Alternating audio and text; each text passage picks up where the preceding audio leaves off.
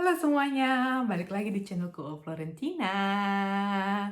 Kali ini aku mau ngebahas tentang 5 hal yang sangat berarti buatku, 5 hal yang bener-bener aku ngerasa setelah aku jadi ibu baru, dan aku nggak tahu ada yang ngebahas apa enggak, tapi jarang yang ngebahas sih kayaknya ya. Jadi kayak aku mau cerita sendiri aja. Jadi ini 5 hal atau 5 highlight yang aku rasain selama aku jadi ibu baru, dan terutama adalah bagian transisi dari kehidupan aku bisa bilang wanita karir ke ibu ya kan, atau seandainya ibu yang childless terus sebelumnya itu cuma tahu kuliah atau kerja. Nah ini mendingan disimak baik-baik, jadi ini tuh kayak semacam warning buat kamu. Aku nggak mau nakut-nakutin sih, cuma kayaknya setelah aku cerita sama ibu-ibu yang lain ya, mereka ternyata punya pengalaman sama. Khususnya ibu-ibu yang memang sebelum punya anak itu adalah tipikal yang setelah lulus kuliah dia kerja full time gitu loh. Jadi kayak ini adalah perasaan-perasaan yang aku alami, dan setelah aku sharing ke ibu-ibu yang lainnya ternyata memang oh, jadi mereka mengalami hal yang sama ya, tapi banyak dari mereka yang bungkam dan nggak mau cerita karena mungkin mereka takut aja gitu sama stigma-stigma yang ngerasa tuh kayaknya kok jadi ibu dia malah jadi makin sedih ya, kok jadi ibu kok dia nggak bahagia ya, harusnya kan dia bahagia punya anak yang sehat segala macem ya, tipikal nyinyir netizen. Jadi oke deh. Udah basa-basinya, mari langsung aja kita pergi ke poinku yang pertama. Nah, poin pertamaku yang aku rasa jadi hal yang sangat berat dari transisi wanita karir ke ibu rumah tangga full time, at least pada saat tahun pertama, karena memang aku diharuskan untuk mengurus bayiku.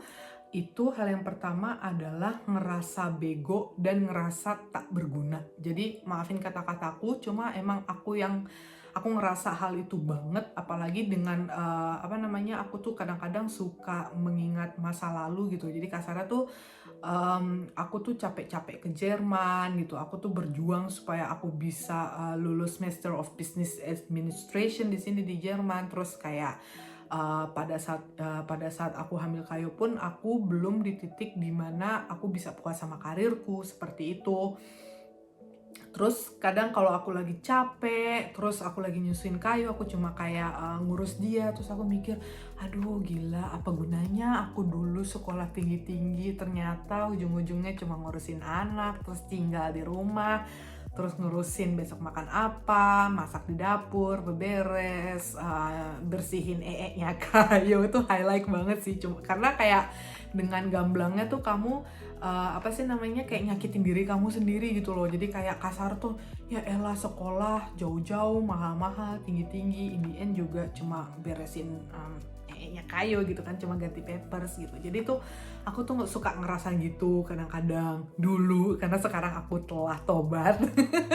Jadi dulu aku suka ngerasa kayak gitu. Terus apalagi ya, itu tuh ngerasa begonya juga karena ukuran produktivitasnya itu nggak kelihatan. Kayak misal waktu aku kerja ya kan, aku tuh bikin list misalnya ada tugas apa aja yang harus ku kerjain, terus tugasnya udah sampai mana, terus aku juga tahu gitu loh, oh ini tingkat keberhasilannya sampai sekian persen, terus gimana supaya bisa lebih baik. Jadi semacam kayak gitu. Sementara kalau ngurus newborn atau ngurusin anak bayi yang baru lahir kan kamu nggak bisa kayak gitu, buru-buru ngukurin tingkat keberhasilan. Kamu udah hidup aja udah syukur gitu kan. Kayak gitu. Jadi kayak kamu udah tahu caranya aja, atau seandainya anak kamu tuh tetap sehat, at least itu tuh udah bersyukur banget gitu sebenarnya. Apalagi dikembalikan pada fakta bahwa kalau semacam aku misalnya ibu-ibu yang tinggal di luar negeri gitu, sendirian nggak punya keluarga di sini, aku tuh ngurusin anakku beneran sendiri gitu. Jadi untuk bisa survive pun itu tuh udah bagus banget sebenarnya, lebih kayak gitu.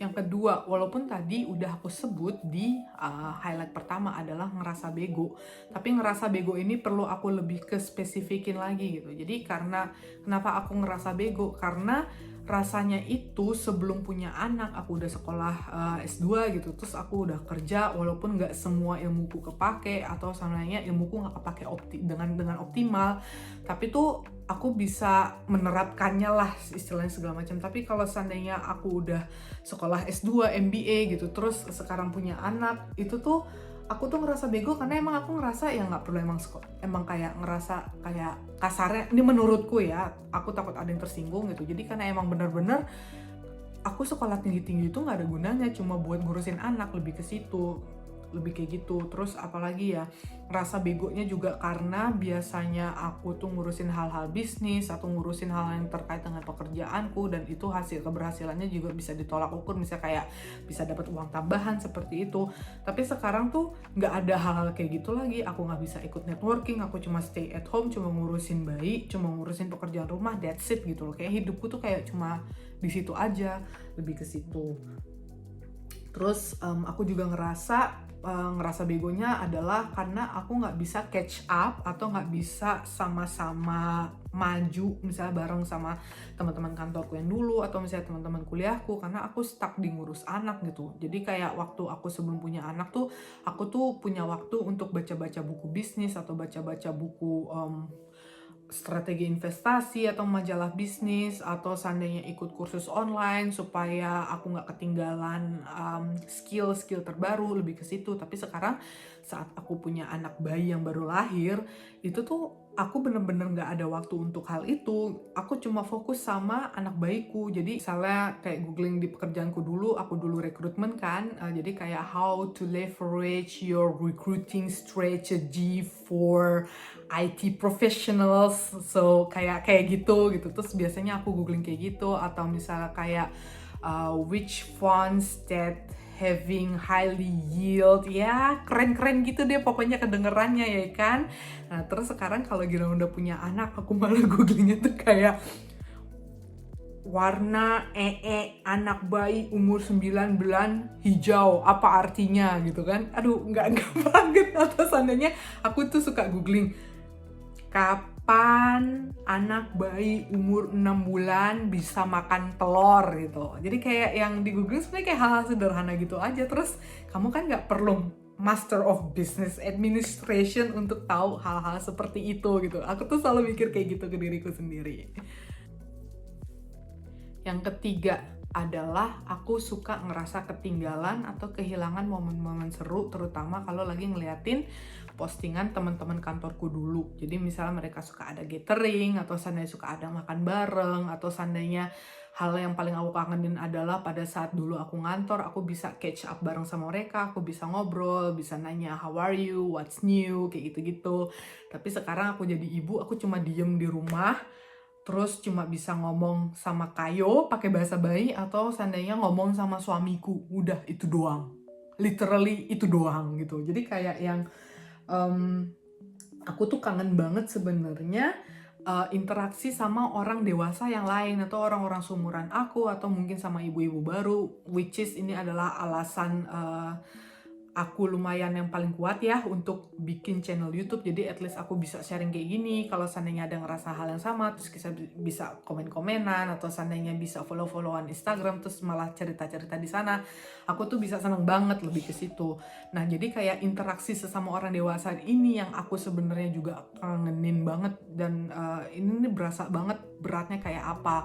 Terus kalau seandainya ada yang bilang lo ya tinggal keluar cari teman baru kayak gitu kan, well nggak semudah itu, karena di masa ini pada saat aku bikin video ini, jadi kayak aku cerita kayak gini itu adalah sedang lockdown di Germany. Jadi kayak gara-gara coronavirus itu tuh bener-bener nggak boleh ketemu orang lain, dibatasin cuma 1 orang per kepala keluarga atau per keluarga, bolehnya kayak gitu aja.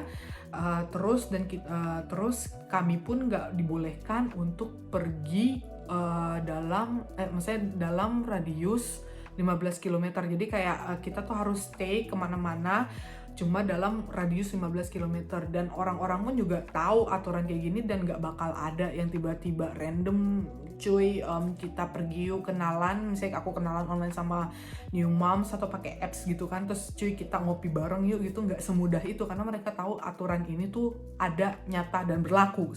Kalian juga pasti pernah denger kan ada olok-olokan tentang perempuan, kalau perempuan itu sebenarnya ditakdirkan hanya untuk dapur, sumur, sama kasur. Ya, dan hal itulah yang seringkali aku rasakan pada saat jadi new mom atau seandainya masa-masa dimana ada beberapa saat itu tuh kayak titik terendahku,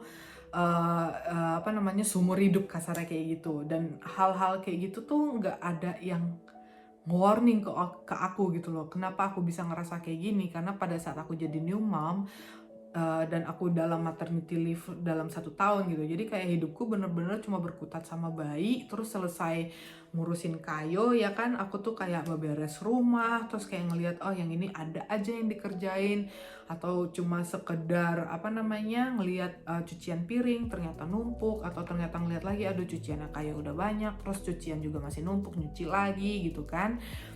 Terus ngeliat lagi ada debu, aduh ternyata kamar mandi juga udah kotor, harus digosok. Jadi kayak yang oh my god gitu. Terus kayak gitu, hidupku setelah perjuangan yang sebegitu besarnya kok cuma nyampe di sini aja gitu. Jadi sama aku juga ngerasa ketinggalan, dan aku tuh nggak punya alternatif lain buat itu gitu. Jadi kalau seandainya kamu bilang suami bantuin kok suamiku beneran gitu. Cuma kan kayak di satu sisi kan kita berdua sadar, jadi kayak masing-masing itu punya peranan yang lebih penting untuk hal lainnya gitu. Contohnya misalnya kayak suamiku, misalnya pas weekend dia juga bantuin beresin rumah atau bantuin jagain Kayo, atau seandainya pas dia pulang kantor dia juga gantiin popoknya Kayo segala macem. Tapi itu yang di highlight adalah pulang kantor. Jadi perasaan-perasaan kayak dapur, sumur, kasur itu tuh kayak mungkin tervalidasi ya pada saat aku sebelum punya anak kan kehidupanku mirip sama suamiku gitu. Jadi kadang-kadang aku suka ngerasa walaupun dia emang capek kerja di kantor, dan aku juga tahu capek kerja kantor di gimana karena aku juga pernah di titik itu gitu kan. Tapi tuh ada hal yang nggak bisa didapetin pada saat jadi ibu rumah tangga full time sama kerja kantoran adalah kalau kerja kantor kamu selalu punya masalah yang berbeda dan bisa kamu tanggepin segala macam. Sementara kalau hidup jadi ibu rumah tangga itu ya masalahnya sih lumayan monoton gitu kan, ganti popok, mandiin anak, ngasih makan anak, lebih kayak gitu. Jadi kalau suamiku ngeluh capek, ya aku juga ngeluh capek, paling kita habis itu sambil ngeluh-ngeluhan aja gitu kan, sambil makan es krim bareng atau ngopi bareng. Wah kalau awal-awal itu bisa berantem, nggak berantem sih, jadi kayak yang mungkin di satu sisi tuh nggak ada yang merasa dimengertiin gitu, karena sebenarnya semuanya capek, tapi siapa sih yang nggak capek jadi orang tua baru ya kan?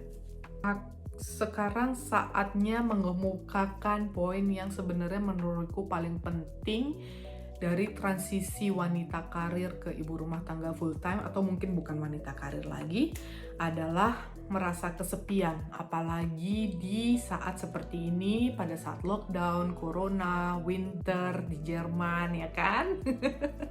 Dan aku nggak tahu ya, aku tuh jarang banget denger masalah kesepian ini sebenarnya gitu. Jadi kayak ini tuh hal yang sebenarnya nggak bisa diremehkan menurutku ya. Jadi kayak aku sebagai perempuan dewasa, terlepas dari aku punya anak apa enggak, aku tuh butuh interaksi atau butuh tukar pikiran dengan perempuan atau orang-orang lainnya yang seumuran aku seperti itu. Jadi apalagi juga basically aku sebenarnya extrovert kayaknya, jadi kayak aku tuh lumayan memiliki energi kalau seandainya aku habis ketemu orang. Jadi kayak salah satu sumber energiku itu seperti itu. Jadi ya masalah kesepian. Terus satu hal lagi di antara masalah kesepian ini adalah kenapa aku bisa ngerasa kesepian pada saat itu, karena circle pertemananku itu nggak ada yang punya anak gitu. Walaupun sebenarnya kamu nggak harus ngomongin tentang anak dan anak gitu kan pada saat setelah punya anak. Dan aku juga ngerasa tuh kayak itu tuh gengges banget sebenarnya, apalagi ngerasa tuh pada saat sebelum punya anak, terus aku punya beberapa kenalan atau teman yang selalu ngebahas kayak, aduh anak gue kayak gini, anak gue kayak gitu, terus anak gue kayak gini, atau selalu posting sama sosial media gitu. Aku pribadi aku sekarang bisa bilang karena aku udah punya anak ya kan, itu tuh kayak gengges aja gitu loh. Kayak aku sebagai individual kan gak harus tahu sebenarnya anak kamu udah bisa apa atau anak kamu lagi makan apa. I don't really care. Mungkin orang-orang juga kayak gitu sama Kayo gitu kan. Jadi kayak aku tuh mau strictly batasin gitu loh. Gimana aku nggak kehilangan jati diriku yang sebenarnya, dan gimana aku seorang ibu gitu. Cuma di saat ini aku tuh ngerasa kayak jadi kayak circle pertemananku yang emang udah nggak ada nggak ada ibu-ibunya, bukan udah nggak ada tapi emang nggak ada ibu-ibunya, aku yang pertama gitu kan. Dan nggak usah pertemanan, untuk nyari pertemanan baru pun jadi kayak aku sumuran aku ini atau seandainya orang Indonesia, at least karena aku emang lumayan kangen buat interaksi sama orang Indonesia ya kan. Jadi aku sebagai orang Indonesia, sebagai ibu yang tinggal di Jerman, itu tuh emang susah banget cari temen yang dalam satu timeline kehidupan gitu kasarnya. Jadi kayak yang sama-sama muda, umur 30-an, new mom, atau mungkin sebelumnya juga jadi wanita karir. Karena biasanya hal-hal yang tadi aku sebutin sebelumnya pun juga applies buat mereka, lebih ke situ. Dan misalnya kayak masalahku sama temen-temenku yang emang belum punya anak di sini, jadi kadang aku punya masalah spesifik apa gitu soal anak, atau bukan masalah soal anak, karena menurutku once kamu udah punya anak, hidupmu itu berubah 180 derajat, prioritasmu juga berubah banget. Kayak misalnya aku sebelum punya anak pun aku mikir aku harus sudah bisa kerja di tempat kerja yang aku inginkan, atau jalanan karir yang udah aku pengen gitu. Aku udah capek-capek S2 segala macem, terus semuanya buyar.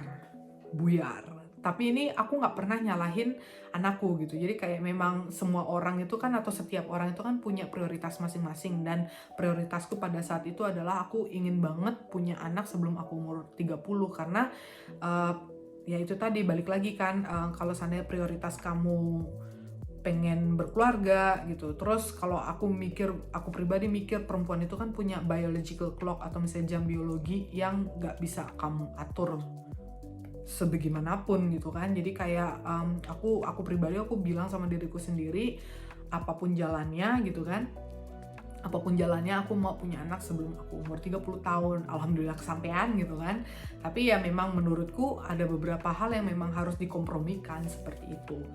Tapi balik lagi ke masalah pertemanan, ya in the end aku tuh nggak begitu ngerasa cocok sama teman-temanku sekarang yang misalnya emang belum punya anak gitu, yang tadi ya kita sejalan, terus mungkin masalahku juga udah beda. Dan balik lagi itu bukan masalah anak doang, bisa jadi kalau once sudah berkeluarga kamu punya beberapa masalah sama suamimu ya kan, kayak misalnya contoh atur waktu, atau seandainya kayak main sebel-sebelan gak jelas gitu loh, karena misalnya ketinggalan botol susu pas jalan, terus kayak kenapa harus semuanya harus aku, kenapa kamu nggak inget segala macam. Jadi kayak berantem kecil kayak gitu mereka itu nggak pernah ngalamin dan mungkin nggak bisa ngerti gitu. Tapi aku sebagai perempuan yang sebelumnya tidak punya anak, aku bisa tahu perasaan mereka kayak gimana dan ketidaktahuan mereka gimana. Sementara sebaliknya mereka tuh nggak bisa menempatkan diri ke situasiku yang sekarang gitu, which is ya emang seperti itu nggak ada yang salah gitu kan.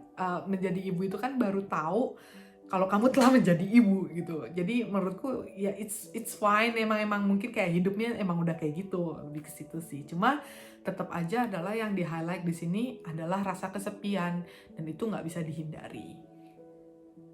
Oke, sampai di sini dulu ya videoku. Makasih udah dengerin curhatan aku. Aku bisa akhirnya nge-highlight 5 poin yang sebenarnya aku rasain setelah jadi ibu baru, dan itu hal yang lumayan berat buat aku.